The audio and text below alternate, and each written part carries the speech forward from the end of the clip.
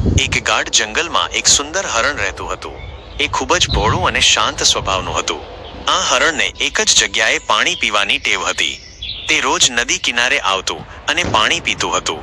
એક દિવસ એક શિકારી આ હરણનો શિકાર કરવા માટે જંગલમાં આવ્યો. તેણે હરણને જોયું અને નક્કી કર્યું કે તે આનો જ શિકાર કરશે. શિકારીએ નદી કિનારે એક ઝાડ પાછળ સંતાઈને પોતાનું ધનુષ્ય અને તીર તૈયાર રાખ્યું. હરણ પાણી પીવા માટે નદી પાસે આવ્યું અને જેવું તે પાણી પીવા લાગ્યું કે શિકારીએ તીર ચલાવ્યું.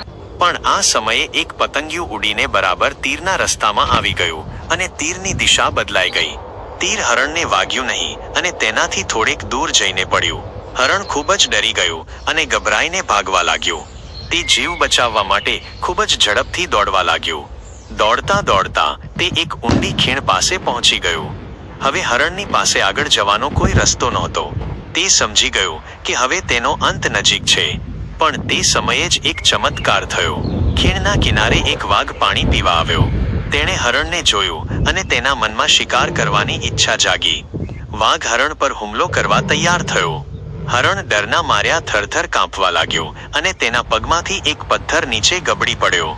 પથ્થર નીચે પડવાથી એક અવાજ આવ્યો અને વાઘ ડરીને ભાગી ગયો. હવે હરણની સામે ફરી એક નવો ભય ઊભો થયો. તેણે જોયું કે દૂરથી એક વાવાઝોડું તેની તરફ આવી રહ્યું છે. વાવાઝોડું ખૂબ જ તેજ હતું અને તેની સાથે એક ઝાડનું થડ પણ વહીને આવી રહ્યું હતું. હરણને લાગ્યું કે હવે તે બચી નહીં શકે. પણ ઝાડનું થડ જેવું હરણ પાસે પહોંચ્યું તે પાણીમાં ઉપર નીચે થવા લાગ્યું અને હરણ તેના પર ચડી ગયું. વાવાઝોડું હરણને થડ સાથે દૂર સુધી વહાવી ગયું અને એક સુરક્ષિત જગ્યાએ કિનારે પહોંચાડી દીધું. આમ હરણનો જીવ બચી ગયો.